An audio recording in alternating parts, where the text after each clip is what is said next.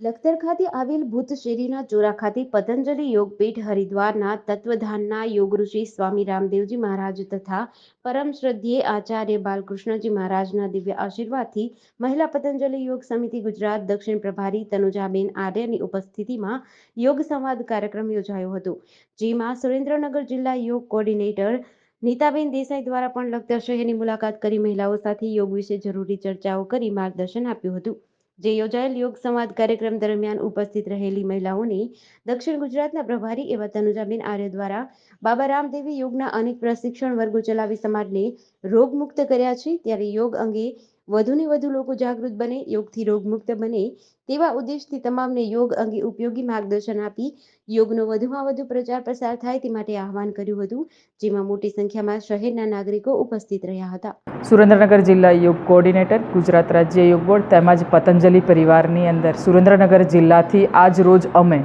લખતર તાલુકાએ અમારી વિઝિટ છે। મારી સાથે જોડાયેલ ગુજરાત દક્ષિણના પ્રભારી બેન શ્રી તનુજાબેન આર્યા તેમજ લખતર તાલુકાના પ્રભારી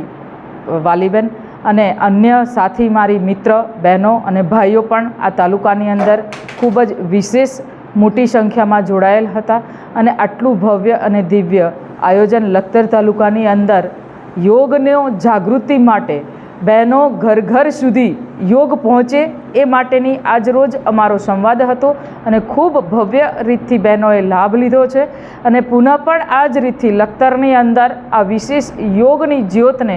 જલતી રાખીશું એના માટેનો બધી જ બહેનોએ સંકલ્પ લીધો છે અને ખાસ કરીને આપણા જે મોદીજી જે છે એમનો જે ધ્યેય છે કે જન જન યોગ હર ઘર યોગ, તો એ ધ્યેયને આપણે પરિપૂર્ણ કરીએ એવો સંકલ્પ પણ આજરોજ બધી મહિલાઓએ લીધેલ છે।